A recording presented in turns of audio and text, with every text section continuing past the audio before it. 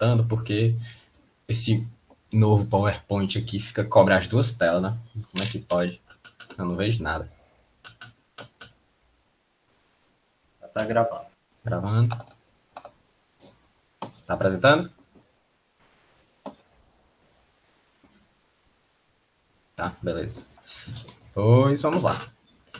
A apresentação de hoje sou eu, Davi, e o Felipe, e nós vamos falar sobre o rubídio estrôncio. Nós vamos falar tanto sobre como se utiliza o método, sobre os problemas desse método, sobre até como se foi utilizado antes, e assim, várias coisas a respeito dele. Começando, a introdução aos elementos, primeiro, né? Ao rubídio e ao estrôncio. O rubídio é o elemento de número 37, número atômico, e o estrôncio é o de número 38. E o rubídio que Davi, decai... Opa, porque não tá passando, e pra mim não tá na tela cheia. não passou? Eu não sei se. Pra mim também não. Não tá em É. tela cheia também. Então acho que é melhor manter assim, né? Será que é melhor manter assim? Deixa eu Pode ver ser, aqui. pode ser. Colocar em apresentar, não dá certo não? Pronto, coloquei para apresentar. Opa, coloquei para apresentar, exibir configurações. Mas aqui E tá agora? ainda na tela do PowerPoint. Ainda no PowerPoint agora? Isso. Como é que Vai pode? assim. Espera aqui. Como é que pode, meu amigo? Fecha Qualquer tudo, né? Geralmente é isso. Fecha tudo e vai lá naquela... Tá apresentando o quê? Aquele negocinho preto? Isso. Isso, então eu já sei como é que se faz. É só eu voltar e inverter. Eu também posso apresentar, Davi, se tu quiser. Pronto, agora foi, Davi. Agora tá apresentando? Tá sim. Show de bola. Pronto, eu já apresentei essa parte, né? Então, vamos lá para o método. Como eu falei, rubídio 87 decai para o estrôncio 87. Existem mais dois isótopos de rubídio. Não, na verdade existem dois isótopos de rubídio, não é mais dois. Que é o 87, que é o 37, que é esse aqui, 3787, e o 3785. E eles têm uma relação conhecida. O isótopo 85 é estável. E se a gente pegar, assim, 100 isótopos na mão de rubídio, 72 deles vão ser rubídio 85, enquanto 27 deles vão ser rubídio 87. A diferença desses é porque o rubídio 87, ele vai embora, ele vai decair. E o rubídio 85 não vai. E essa proporção deles é conhecida. Da mesma forma, nós temos o estrôncio. Mas o estrôncio são 4 isótopos. O estrôncio 84, o estrôncio 86, o estrôncio 87 e o estrôncio 88. O rubídio 87 decai para o estrôncio 87. E os outros estrôncio têm uma proporção conhecida. A gente usa principalmente o estrôncio 86, como a gente pode ver aqui na fórmula. Ele a gente usa de denominador para quantificar quanto de 87 cresceu, o quanto de 87 total a gente tem. Porque se a gente pega os mesmos 100 estrôncios na mão, vai ter 82% de estrôncio 88, 7% de estrôncio 87, 9,8% de estrôncio 86 e 0,5% de estrôncio 84. Essa relação é conhecida. O único que vai aumentar assim, tipo, os outros vão continuar na mesma proporção, e o único que vai, aumentou do nada, é o estrôncio 87. Olha, do nada, por que do nada? Porque o rubídio que decaiu para o estrôncio. E ele tem um decaimento conhecido. Tipo, vocês viram na apresentação, teve apresentações anteriores, e também como se diz, no estudo que a gente fez sobre samarineudínio, que é o decaimento do tipo beta, decaimento beta menos. Como é que se dá esse tipo de decaimento? Pronto, a gente vai ter as bolinhas aqui dos prótons. Temos vários prótons. Aí de uma cor diferente, vamos pegar outra cor. Vamos botar de roxo. A gente tem a bolinha dos nêutrons. Esse nêutron vai pensar, tipo, vale, eu não aguento mais ver uma vida de nêutron. Eu quero virar um próton. Então esse nêutron vai fazer o quê? Vai liberar um elétron. Aí depois que ele libera esse elétron, ele era um nêutron.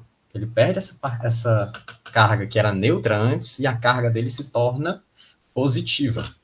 Logo, o número de prótons vai crescer, enquanto a massa atômica vai continuar a mesma. O número de prótons e nêutrons só mudou entre si, mas a relação deles ainda é igual, ainda é 87 a soma deles. Mas só que agora a massa atômica, o número atômico que antes era 37, vira 38, porque ganhamos um novo próton. Esse é o tipo de decaimento beta. Aí foi liberado o quê? Energia, um elétron e um antineutrino. Aqui a gente tem também, deixa eu ver, a relação deles. Essa aqui é a relação que a gente usa para calcular, para plotar essa curvinha aqui, que eu acho que vamos falar no próximo slide, fica mais bonito falar depois disso. Vamos lá. Primeiro a gente vai falar sobre a compatibilidade desses elementos. O rubídio, a gente pode ver, tem um raio de... Deixa eu pegar o indicador, apontador laser. Tem um raio de 1,48 angstroms, que é muito parecido com o raio do potássio. E o estrôncio tem um raio de 1,13 angstroms, que é muito parecido com o raio do cálcio. Então, o rubídio vai substituir o potássio, e o estrôncio vai substituir o cálcio. Mas o rubídio nunca vai substituir o cálcio, e o estrôncio nunca vai substituir o potássio. O rubídio é bem grandão, 1,48, totalmente incompatível. O manto é bem menos rico em rubídio. A gente tem bem menos rubídio no manto, bem mais estrôncio. O que também a gente pode ver como tem uma relação inversa com o samarineudínio, em que o elemento pai está no manto e o filho no núcleo. Aí, o filho na crosta. Aí o rubídio e o estrôncio, ao contrário. O pai no núcleo, o filho na crosta. Essa substituição vai acontecer em determinados minerais. Nos minerais ricos em potássio, que vão ser os feldspatos, as micas principalmente. Elas vão ter sempre um valor muito grande de rubídio. Mas os minerais com potássio vão ter rubídio. Já vi ser feito rubídio estrôncio em olivinas, mas só que, é claro que com a quantidade bem pequena de potássio, com um cuidado bem grande. Dá para fazer? Dá. Mas é bem pequeno. É mais fácil quando tem mais. Pronto. No começo, quando começaram a usar esse método, começaram com as lepidolitas, porque a lepidolita tinha uma quantidade tão grande de potássio que a gente podia ignorar completamente a quantidade de isótopo filho que tinha já anteriormente, porque já ia ser próximo a zero. E o estrôncio substitui o cálcio. Vai estar lá nos plagioclásios e em outros minerais com cálcio, como as apatitas. Aí o estrôncio substitui o cálcio em tudo. Até no nosso corpo o estrôncio substitui o cálcio. No corpo humano tem 60 gramas de estrôncio substituindo o cálcio dos ossos. E ele é encontrado nos evaporitos, mais ou menos. A gente usa muito para datação. Não, nem é bem para datação, porque não vai ter muito estrôncio nos evaporitos para fazer uma datação. Botar tudo lá na isócrona. Mas vai ter o suficiente para a gente saber o tipo de origem daquele evaporito. Mas isso a gente vai falar mais para frente. Não posso me adiantar, né? Agora vamos voltando. Vamos voltando e falar sobre isso, a isócrona. A gente já falou sobre a compatibilidade desses elementos. E só que surgiu esse problema no início. Eu falei da lepidolita. A lepidolita podia-se ignorar a quantidade de isótopos filhos que já tinha antes, né? Podia pensar que é zero de estrôncio que tem, a gente conta só o rubídio. Mas só que não é tão fácil assim com os outros minerais, que tinham uma quantidade maior, ou tinha uma quantidade menor de rubídio. Logo, a gente não podia zerar o estrôncio sem ter problema nenhum. Então, foi estudado e descoberto, proposto, né? Que fosse utilizado na forma de uma isócrona. Como é que se usa a isócrona? A gente vai pegar as amostras e vai plotar elas nos pontos em um ponto aqui nesse gráfico, no gráfico da relação rubídio-estrôncio, e eles vão formar, se forem bem plotados, eles vão formar uma linha, e essa linha vai poder ser calculada por meio de regressão linear. E calculando por meio da regressão linear, os minerais que vão ter mais isótopos pai, logo, vão decair mais e vão ter mais isótopos filho. E assim a gente pode traçar toda a trajetória e descobrir a idade sem precisar saber a quantidade de pais no começo. Ah, mas como é que a gente plota os minerais inicialmente nessa linha? Existem duas formas. A forma da isócrona composta, que a gente vai pegar rochas que a gente acha que tem uma origem semelhante, lá foi do mesmo pacote. Eu deixei bem enfático essa parte do acha, porque isso já gerou muitos problemas nos cálculos da idade.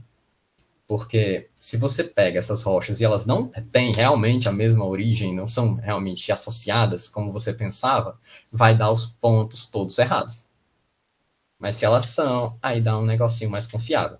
E também a gente pode usar a isócrona interna, que a gente pega o mineral e separa, ou pega a rocha, separa os minerais dentro dela e plota esses minerais na isócrona. Porque a gente vai pegando esses minerais e, consequentemente, eles vão ter... Consequentemente não, naturalmente, eles já vão ter concentrações diferentes de rubídio. Porque eles vão ter concentrações diferentes de potássio. Então, a gente vai dar uma isócrona bem representativa. A gente pega aqui, ó, pronto, aqui tem o plagioclásio plotado. O plagioclásio tem uma quantidade de potássio menor do que a biotita. Então, ele vai ficar mais para baixo. Aí a rocha total vai ter uma relação, tipo, entre o plagioclase e a biotita. Então a rocha total vai estar aqui no meio, onde está o pontinho. Aí o decaimento foi esse, aqui. Com o tempo, vai decair mais para cá. Aí a gente já tem o número, a idade. E a meia-vida desse elemento é de 49,4 milhões de anos. Não é uma coisa muito grande, mas também não é uma coisa muito pequena. Se a gente comparar com a meia-vida do zircão, ou com os cálculos utilizando o zircão, a gente consegue um erro bem menor. Então, agora, deixa eu ver. Agora o Felipe, tem alguma consideração, Felipe, sobre essa parte? Sim, só... tá me escutando, né? Tô sim.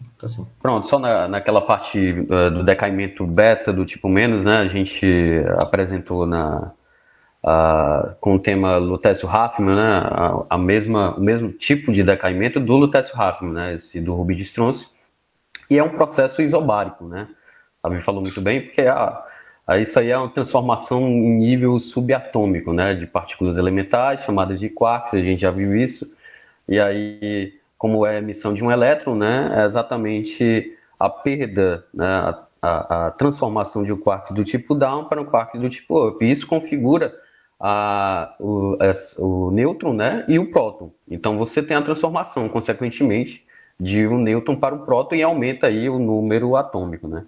Então só essa consideração mesmo, Davi. Nessa parte agora abordando sobre a diferenciação, né, o Davi falou sobre os raios, né, e as cargas, né, iônicas aí tanto do rubídio, do estrôncio e do cálcio, do potássio e do cálcio, né? Então essa parte de coeficiente de partição, né, e aí vai influenciar essas propriedades no comportamento geoquímico, né?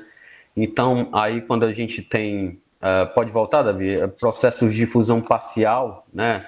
Aí esse fracionamento ele se dá por processos ígneos, no caso, a geração de magma, né, a fusão parcial, em que você tem, como o rubídio é um Lily, né, é um elemento litófilo de grande íon, ele tem um comportamento fortemente incompatível, né? Então, quando temos aí processos de fusão parcial no manto, esse rubídio ele tende a se concentrar no melt, no líquido magmático. E o estrôncio, né, a gente tem aí a química do manto, olivinas, né, piroxênios, então aí elementos, no caso, minerais ferromagnesianos, né, e piroxenos também tem cálcio, e esse estrôncio, já que ele tem uma carga, né, bivalente, 2+, e também um raio próximo, né, do cálcio, ele vai ter um comportamento que é menos incompatível, então ele tende a permanecer na parte restítica, né, do resíduo sólido. E pronto, nessas partes, minerais comagmáticos. Comagmáticos é que se cristalizaram a partir de um fundido parental, né? Então eles vão ter, a premissa do método é que eles vão ter razão estrôncio 87, estrôncio 86 inicial. Então vai ser a mesma, né? Você tem aquela linha lá do plot lá do diagrama da isócrono, né? Você tem as razões iniciais e como esses minerais eles têm diferentes razões de potássio e cálcio, né? Que no caso o rubídio e o estrôncio vai acompanhar o ciclo geoquímico desses elementos, respectivamente, você vai ter, né, essa diferença de espalhamento de isócrono, né? A biotita, aí no caso aqui do exemplo, né, o plagioclásio, aqui em ordem crescente, né, da razão rubídio-estrôncio, né? Então, plagioclásio tem menor. Aí o cafeldespato intermediário, biotita tem muito, né, uma alta razão rubídio-estrôncio e a muscovita também. Então você vai ter, né, como a biotita, a muscovita tem uma alta razão rubídio-estrôncio, você vai ter um maior espalhamento, né? Então essa parte aí da isócrona. Pode botar, Davi? Pronto. E na parte de diferenciação, né, como eu falei, o rubídio é altamente incompatível, então em processos de fusão parcial ele tende a ser excluído, né, da parte restística e para o melt. Então a crosta ela vai ser enriquecida em rubídio e depletada em estrôncio, isto é, levando o manto enriquecido em estrôncio e empobrecida em rubídio. E aqui você tem uma média, né, das razões rubídio-estrôncio da crosta, né, que é obviamente maior, né, por conta do rubídio ser altamente incompatível, e o manto aí cerca de 0,025, né, dessa razão. E aí, essa parte de diferenciação na terra primitiva, manto primitivo, você tem o Babi, né, que é o Basaltic Chondrite Best Initial, né, que é as razões iniciais aí a partir de análise de meteorito, das razões de estrôncio 87 e estrôncio 86. Né? E a partir daí você tem um processo de aglutinação e depois, posteriormente, processo de fusão parcial, né? E aí tem um desacoplamento do rubídio e do estrôncio, né? Então você tem uma maior razão rubídio-estrôncio na crosta, né? Porque o rubídio está no numerador dessa razão, ele é mais incompatível, comparado com o Babi, né? E aqui as razões de estrôncio 87 e estrôncio 86 do manto, né? Que é próximo ao Babi, né? Cerca de intervalos variando de 0,702 e 0,706. E você note aí, né, o FG, né, a média da crosta continental é bem elevada, né? Isso aí é a média, tá? 0,730, né? Essa razão estrôncio 87, estrôncio 86. Então, você dá, né? Tem esse parâmetro aí petrogenético para ver as contribuições tanto de materiais mantélicos, crustais e até possivelmente híbridos, né? Pode passar, Davi. Pronto. Um ponto interessante é que essa média aqui é a respeito da crosta, não é da crosta continental. É a média da crosta continental e oceânica, porque elas também têm relações de estrôncio diferentes. Pronto, aqui uma figura ilustrativa, né? Aqui temos em função do tempo, né, no eixo das abscissas, o tempo avançando da esquerda para a direita, né? E no eixo das ordenadas a gente tem as razões de estrôncio 87 e estrôncio 86. Né? Então, note que temos aqui esse mantle, né, que é o manto primitivo. Né? Então, ele vai ter essa linha, né, avançando ao longo do tempo, né, aumentando aí as razões, né, de estrôncio radiogênico e estrôncio estável, 86. E aí você tem o desacoplamento, né, do rubídio e do estrôncio aí por processos ígneos, no caso, a geração de magma, né, fusão parcial. Então você vai ter a segregação, o fracionamento a partir desse processo, né, que está aí a seta, está mostrando aí. E aí você tem a evolução crustal, né, e a evolução do manto empobrecido. Empobrecido em quê, né? Em elementos incompatíveis. O rubídio é um elemento altamente incompatível, né, por conta do seu raio iônico, principalmente, né? Então, ele vai tender ele vai tender a permanecer no melt, né? Então, a crosta, né, ela vai, ao longo do tempo, vai enriquecendo em elementos incompatíveis, né? Por isso que ela é mais enriquecida em rubídio. E como ela vai ter mais rubídio, né, ela vai gerar proporcionalmente mais estrôncio. Por isso que você tem essa reta, né, maior aí do que o manto primitivo e o manto depletado. E como o manto depletado é a parte restítica, né, você tem mais estrôncio. E ela é empobrecida em rubídio. Então você não vai ter tanto rubídio pai para decair para o estrôncio filho. Tá? Tem alguma consideração, Davi? Sobre o Babi, que eu lembrei agora de falar. Esse número do Babi, né, que é o primitivo, foi conseguido não, né? Porque conseguido é muito feio. Foi percebido, talvez. Percebido depois de plotar meteoritos nessa mesma isócrona. E então, tipo, é o valor de estrôncio base. Se a gente for usar alguma coisa aqui na Terra, calcular alguma coisa por estrôncio, e der menos do que 0,699, significa que ou você está datando um meteorito muito, muito, muito antigo, ou você está fazendo as coisas errado. Então, acho que é errado mesmo. Bem, então agora aplicações petrogenéticas, né? Então, Davi já falou, né, do diagrama da isócrona, né? Então, são necessários aí para você fazer uma boa regressão linear, né, obter um R significativo, aí no mínimo, assim, 3 amostras, né, de rochas cogenéticas aí com razões variadas, né, de rubídio e de estrôncio, né, porque se você tiver razões iguais aí, a sua reta pode ser, né, várias possibilidades. Então, são necessárias aí 3 amostras, tá, de rochas cogenéticas com variações, né, nas razões rubídio e estrôncio. E essas análises são feitas em rocha total, né, e também em minerais, tá? Então, temos aí o diagrama isocrônico, né, que você tem a isócrona. Então, como eu falei, tem a razão inicial, né, aí minerais comagmáticos, e aí vão se cristalizando, porque eles têm diferentes coeficientes de partição, né, para o potássio, né? Então, certos minerais como biotita, né, vai ter mais um coeficiente de partição para o potássio maior do que o plagioclasma, né, devido a sua estrutura cristalina, né? Então, você tem um maior spread, né, já que a biotita tem mais potássio, o rubídio acompanha o ciclo geoquímico do potássio. Então, você vai gerar mais estrôncio radiogênico. E aí, você dá para calcular a partir de uma relação geométrica, né? No caso, você tem inclinação, né, inclinação do ângulo alfa, você pode calcular a partir da tangente, né, cateto oposto, cateto adjacente. O cateto oposto vai ser o eixo das ordenadas, né, cateto adjacente vai ser o eixo das abscissas. E aí você tem as análises, né, os resultados do espectrômetro, né, e aí você dá para fazer a partir de 3 amostras, né, de rochas cogenéticas, e aí obter a idade, né, de cristalização.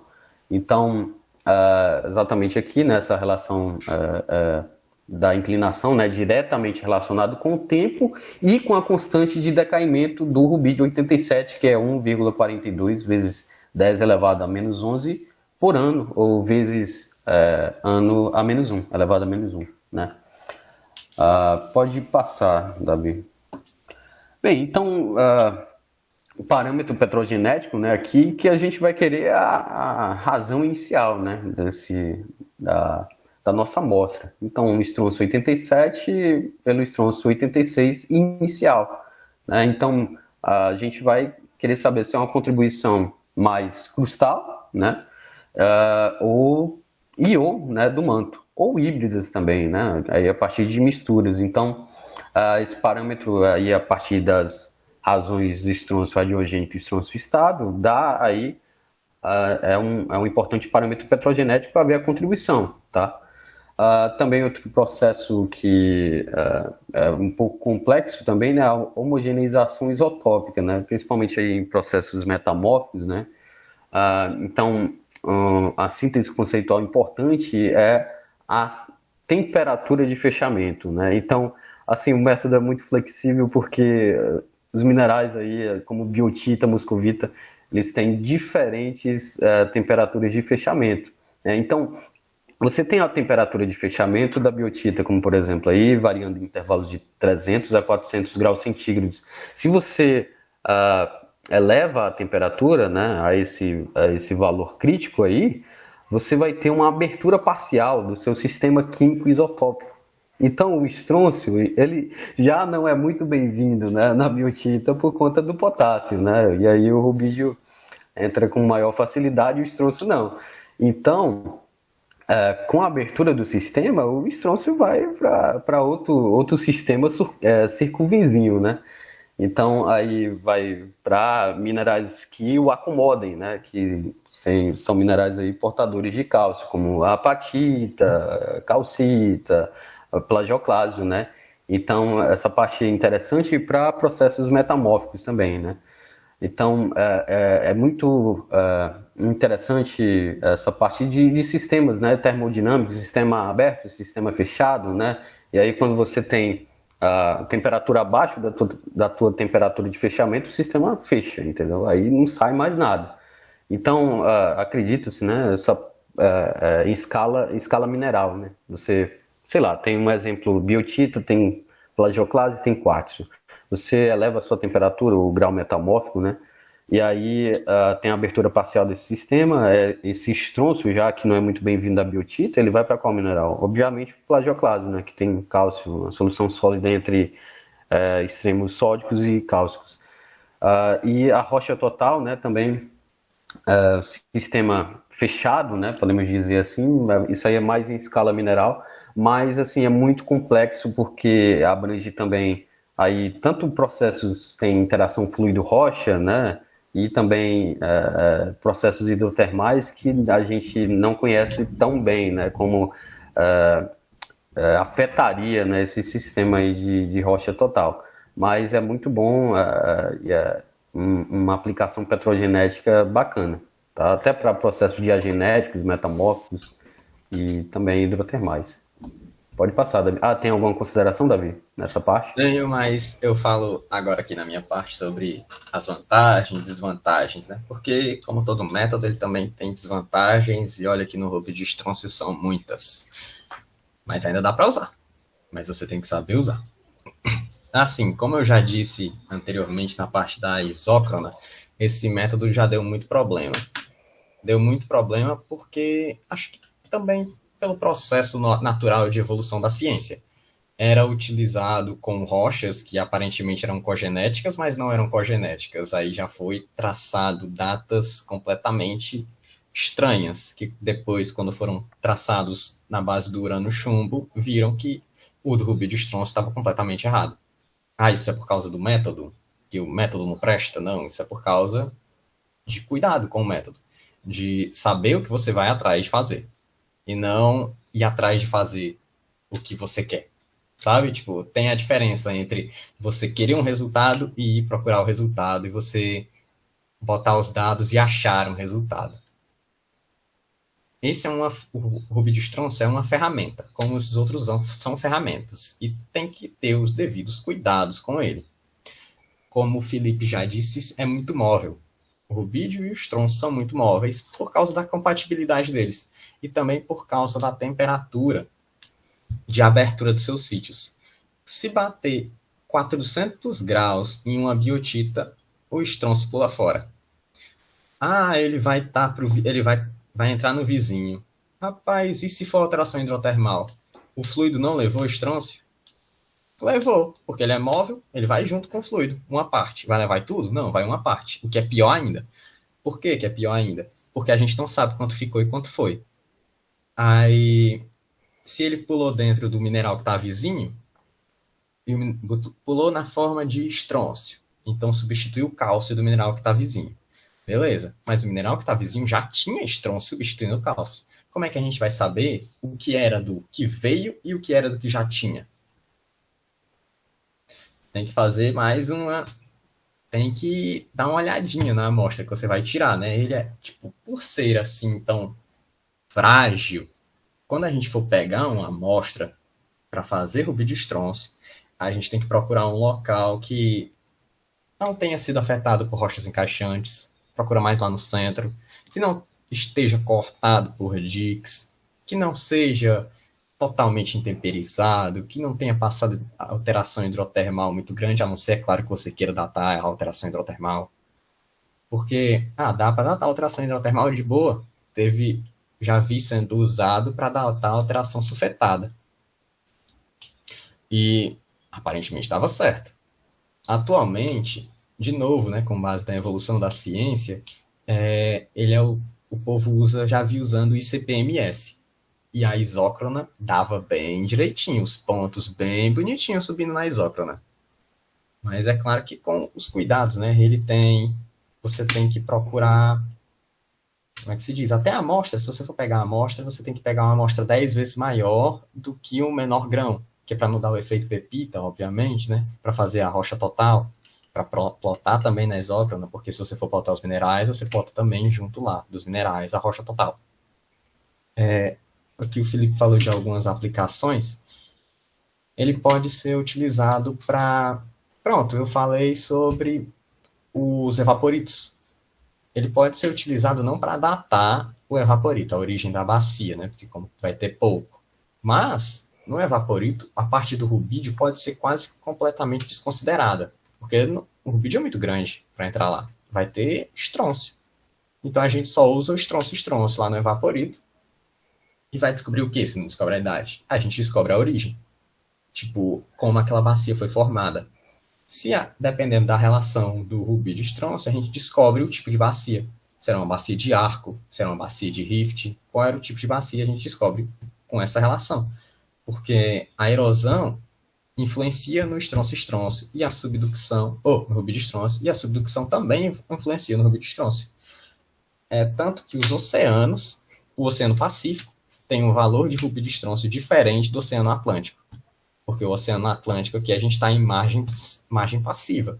No Oceano Pacífico lá a gente está em margem ativa.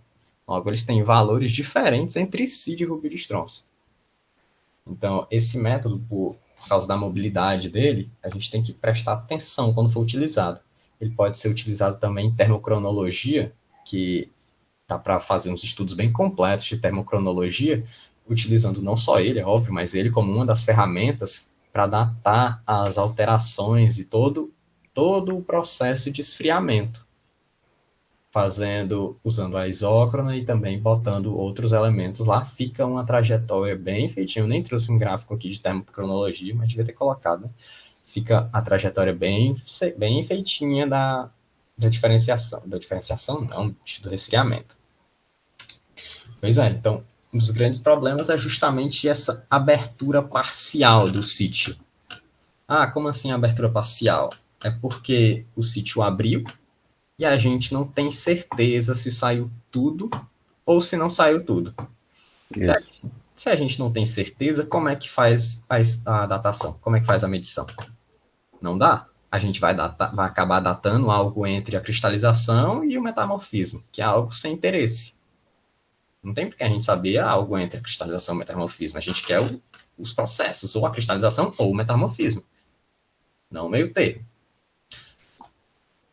Pois é, então, gente, eu acho que é isso. Qualquer pergunta? A não ser, Felipe, tem alguma consideração? Tem. Pronto, essa parte também da rocha total não ser, pronto, um sistema fechado, né? Pronto. Então tem essa abertura de sistema, né?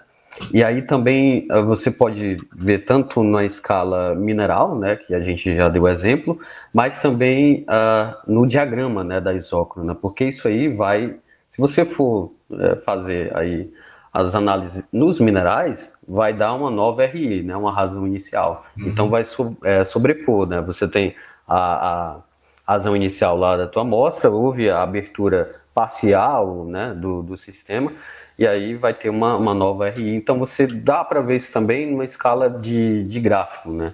Isso. Então é interessante também essa E parte. eu acabei de lembrar de outra aplicação que é dada para ele, que é para a origem de sedimento. Ah, como assim a origem de sedimento? De novo, ele não vai ser datado. Vai ser calculado as razões. E as razões vai ser calculado lá na bacia e vai ser calculado também aonde o pesquisador supõe que o sedimento venha. E se derem razões iguais, pode-se estimar que é do mesmo local. O sedimento vem de lá. Bom, isso é meio perigoso? Tem que tomar mais cuidado? Tem. Por quê? Porque, de novo, é uma bacia sedimentar, então pode vir sedimentos de outros locais contaminar. Não existe bacia que o sedimento venha só de um canto. Então, acho que tem mais alguma coisa, Felipe? Eu acho que eu posso estar esquecendo de Eu acho que não, mas também tem aplicado até nessa parte de, óbvio, rochas graníticas, né, mais félsicas, aí, processo de diferenciação magmática, e também rochas alcalinas, né? Tu falou dessa acoplagem tanto de rubi de estrôncio e de samário neodímio, né? Então, em rochas alcalinas vai tipo dar o inverso. Por quê? Porque, no caso, o rubídio, né, ele vai ser o pai. E quem é o pai lá do samário neodímio? É o samário, entendeu? Então, vai ser diferente, porque o samário, ele vai permanecer no restito, né, no resíduo sólido. Já o rubídio, ele vai tender a se concentrar no melt. Então, vai dar diferentes razões isotópicas, né, do rubídio.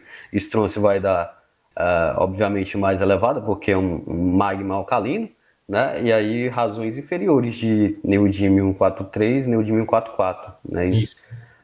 E pronto, tem a parte do... é bom essa discussão, que é do livro do Myron, aí tem essa parte de magmas alcalinos e magmas toleíticos e relacionam também essa parte de modelagem quantitativa de fusão parcial, mas é uma boa discussão, até porque os caba bota como se fosse grau de fusão extremamente baixo, né? E aí também tem essa parte de mecânica de ascensão de magmas, que o magma não vai subir, a não ser se for 20%, né, de fusão parcial, de fração de melt. Então é uma discussão bastante válida para a natureza, né, o processo petrogenético desses magmas. Mas é só isso mesmo. Isso É bacana, tem muita aplicação. Também tem aquela da abertura e fechamento de continentes, né? Tipo, a comprovação do ciclo de Wilson por meio do rubi de estrôncio, que abriu vai ter uma relação diferente do fechou, né? A margem passiva vai ter diferente da margem ativa. Logo, a gente tem aquelas curvas bem bonitas de quando os continentes estão se aglutinando e separando, das razões mais ou menos globais. É mais utilizado, é bom utilizar mais em rochas graníticas, porque as outras rochas estão mais suscetíveis à alteração, não é? A não ser que você esteja buscando justamente a alteração. O cianito também, né? Tem muito potássio. Você olha lá o QAP, né? Essa parte é alto potássio, né? Pronto, então. É isso. Vamos abrir para questionamento, discussões. A professora Ignez, ela entrou, né? Mas agora saiu também. Ela estava dizendo aqui, acho que eu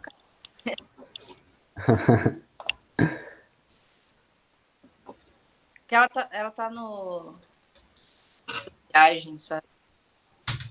Aí, bom, eu gosto muito de trabalhar com sistemas isotópicos, né? Bem bacana. Samário neodímico e rubi de estrôncio em rocha total. O Lutécio Hafner também lá no vocês falaram, o Davi falou um pouco aí da termometria, né? E cronologia também, que se faz lá em cima das aparições. Então, eu queria saber aí de vocês a consideração desse traçado isotópico, considerando a apatita, tá? O quanto que ela pode consumir, né? Roubar essa troca cálcio, estrôncio, né? Porque é aquela coisa, se você tem um sistema que você está calculando rubido estrôncio como um sistema, como rocha total, né? O que a apatita não vai o cálcio e não vai o potássio nem o rubídio, mas a troca com cálcio e estrôncio é muito forte e isso tem tido muitos estudos para indicação de interação de fluido, né? De algumas apatitas tardias, né? Que vem lá o fósforo do meio do fluido, né? Hidrotermal. Então, pensar isso para replicar depois essa relação cálcio-estrôncio com a condição das anomalias de Európio, né? Anomalia negativa ou positiva de Európio, né? A gente trabalha muito com esses padrões ETRs, sempre tá se vinculando, né? Esse sistema isotópico com os padrões ETRs. E aí a gente tem também, né, relacionado a esses padrões ETRs, a configuração de séries calcioalcalinas, né, ou séries alcalinas, né? Então é interessante fazer essa visão assim mais integrada, que é o que a gente faz quando vai fazer um estudo, né, um artigo. Geralmente a gente faz essas avaliações isotópicas, né, dentro de um sistema como o rubido estrôncio, e aí vai pensar os outros minerais que podem roubar, que podem fazer, compartilhar, né? Então aí a gente tem que pensar na apatita. Ela é muito importante, até porque a gente pode ter apatitas primárias e pode ter apatitas tardias relacionadas a fluido, né? Então, quanto que ela rouba cálcio e quanto ela troca o cálcio com estrôncio e como isso vai reverberar nas anomalias de Európio, que são anomalias tão importantes para distinguir, para ajudar na distinção de séries magmáticas. Qual a visão de vocês aí pensando na apatita nesse contexto? Davi, mas eu observo mais. Se quiser começar aí, Davi, depois eu posso dar minha consideração. Só estava lembrando da temperatura maior, né, da abertura para apatita, similar à outra, mas vai precisar de um pico mais alto do que uma biotitazinha velha. Aí a gente rouba o potássio e eu já vi sendo utilizado para... Opa, gente, espera um momento.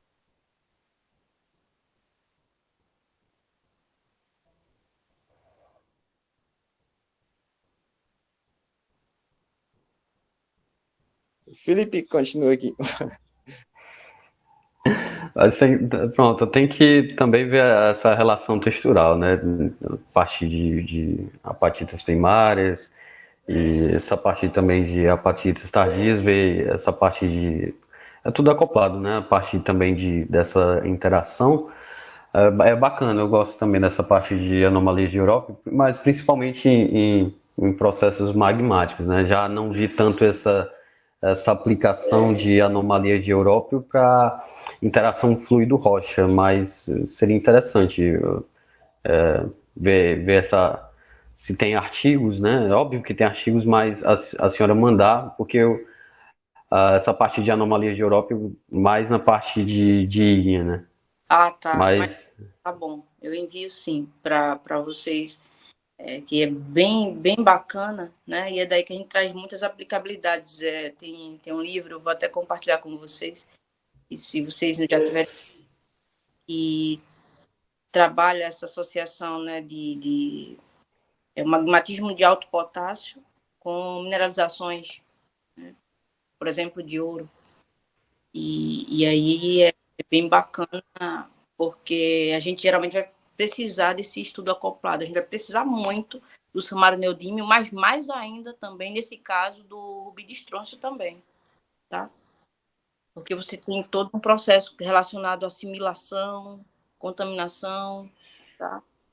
E, então, essa integração ela é muito boa, até para a gente avaliar as possibilidades de fracionamento ou não, ela ajuda também, tá?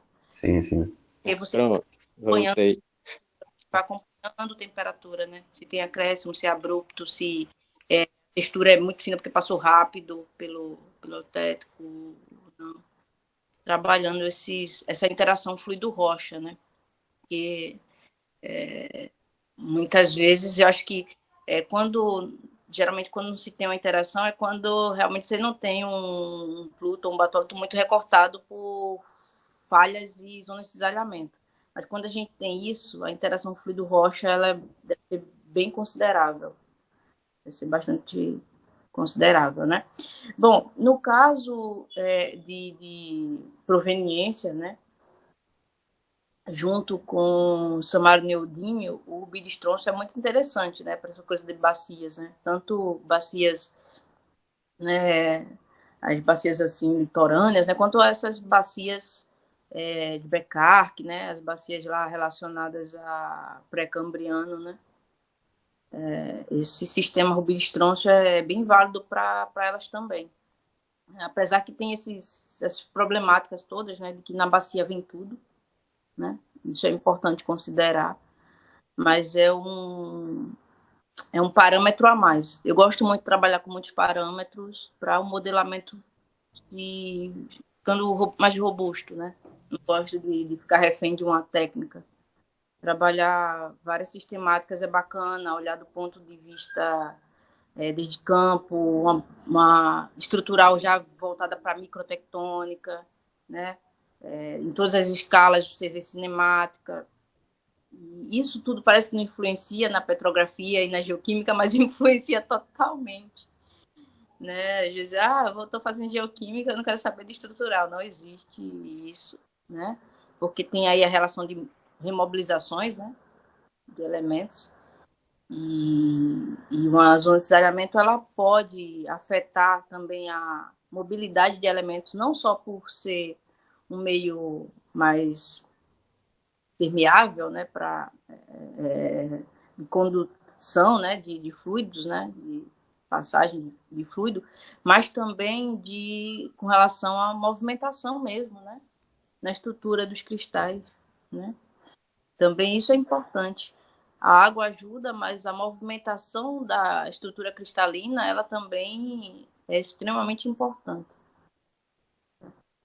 Então, esse conjunto. E aí a apatita realmente tem sido também, essas últimas semanas tiveram eventos, né, falando da relação de termometria, termodinâmica em cima de rutilo e de titanita, mas está muito forte junto com a titanita também, principalmente sistemas ígneos, a apatita, tá? Em alguns casos, apatita e titanita dão melhores resultados para os parâmetros ETR do que em zircão, tá? Eles são mais ajustáveis, são mais sensíveis, tá?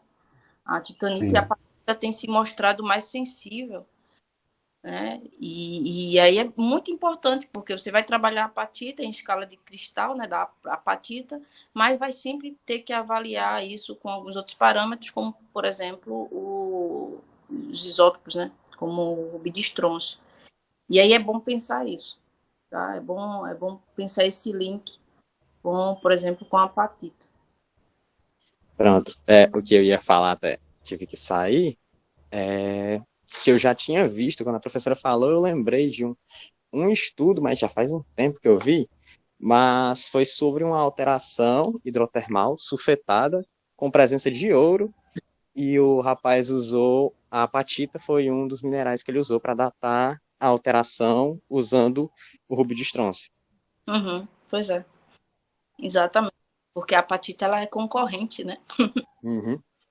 A gente entra mais um concorrente na área e não é um concorrente qualquer, é um concorrente que tem uma sensibilidade com fluido, tá? E aí a gente vincula também, claro, qual o tipo da apatita, né? Se for uma fluorapatita, então, aí é perfeito, né? A quantidade de flúor, vamos ver. Então, vai fazer química mineral, muita gente nem pede a quantidade de flúor, tem que pedir. Vai fazer química mineral em biotita, a Inês, depois, quando ela ver essa gravação, deve lembrar muito bem que ela cobra muito isso. Não esqueça de pedir o bário, porque o bário, né, tanto no feldspato potássico quanto na biotita, é um grande concorrente do potássio, né? O bário. Então tem que perceber essas trocas também, sabe? Às vezes as pegadinhas estão na geoquímica mal feita também. Então a gente tem que começar a agregar. Tipo, o quebra-cabeça ele é diverso. E acho que quanto mais olhares, isso é bacana, sabe? Essa discussão, para um criticar, o outro olhar de outro lado, cada um avaliar. Quanto mais passar por avaliações e nível, o crivo, né? O crivo lá em cima para... Né? E esse aspecto aqui, cadê? Tá faltando isso. E a condição de fugacidade de oxigênio que a gente pode pegar nessa interação, que vai refletir em padrões ETR, sabe? Eu acho que é importante passar esse crivo para a gente compreender melhor os processos. Tá? Então, aparentemente, é um método Rubidistroncio, né? Que estava sendo mais desprezadozinho, né? Antes, até pelo menos os anos 2000, ele era muito utilizado, né? Com uma diagrama de concórdia, né? Para essa razão. E ele tem deixado isso justamente por conta do erro, que era muito grande, toda essa demanda que você tem que ter uma rocha. Essa colocação do Davi é muito boa também, né? Olha, a rocha tem que ser realmente aquela que vai dar trabalho, porque ela não pode ter nada de temperizada, não vai estar. Tem que estar fresca, tem que estar com toda uma homogeneidade característica daquele afloramento, que ele represente e seja o menos, não seja não esteja tanta hibridização, não tem hibridização, né, interações. Então isso acaba dificultando mais, né? Mas é um método que é muito válido, justamente por conta dessa condição no magmatismo, né, de assimilação e contaminação crustal. Ele também responde muito para isso, tá? Às vezes ele não consegue diferenciar muito bem, mas é com relação à assimilação, contaminação crustal, tá? Nesse processo que a gente chama da ação magmática, né? Muito mais do que a gênese, ele pode responder também à evolução, tá? Às vezes, parâmetros como lutécio, hafnio e samara-neodímio diz muito da gênese, e o rubidistroncio contribui muito para a evolução desse magmatismo. E tem sido também muito relacionado com a apatita, como eu estou dizendo a vocês, por conta da interação com fluidos. Então, como essa interação fluido-rocha, principalmente relacionada à rocha ultrapotássicas, tem tido grande apelo para a área de econômica, tá? É um método que está entrando nos artigos, né, vinculados ao magmatismo de alto potássio, apatita, né, em artigos de biologia econômica. Mas é isso, no geral, a apresentação foi muito bacana, muito boa, robusta, e a compreensão dela é o que deixa ainda mais satisfeito. Então, dá para a gente trocar ideias quando for fazer trabalhos que envolvem toda essa geoquímica isotópica, né? Porque está tendo essa compreensão básica muito robusta, né? Com relação a qual é o parâmetro inicial relacionado ao manto, né? Que vocês colocaram lá, o Babi, que é muito bacana. Ele é o acondrítico, né? Mais basáltico mesmo. Então, acho que quando essa base está bem feita, a gente vai poder trazer conversas mais maduras. Isso é bacana. Então, assim, parabéns pela apresentação de vocês. E outra coisa, acho que tinha ficado aqui, de perguntar para vocês, assim, se vocês que vocês não mostraram, né? Como é que fica aquele para vocês pensarem também, aquele diagrama, né, que tem lá o epsilon neodímio pelo epsilon de estrôncio, né? Acho que vocês já viram. Essa é uma pergunta. Sim, já. Aquele aquele gráfico ali é poderoso, viu? Ele é muito bom. Ali é a eficiência dos métodos integrados, né? Tanto o Ruby de estrôncio, né? Quanto o samara neodímio. Aí ali você desloca para o epsilon de neodímio e epsilon de estrôncio. Eu gosto muito daquele gráfico. Ele é bem sintético e é muito bacana. É isso. Obrigado, professora. Sim, Samuel Danúzio, tem alguma dúvida? Danúzio acabou de sair. Acho que ele já saiu. Ah, não, saiu. Não. Mas tinha 2 Danúzios, né?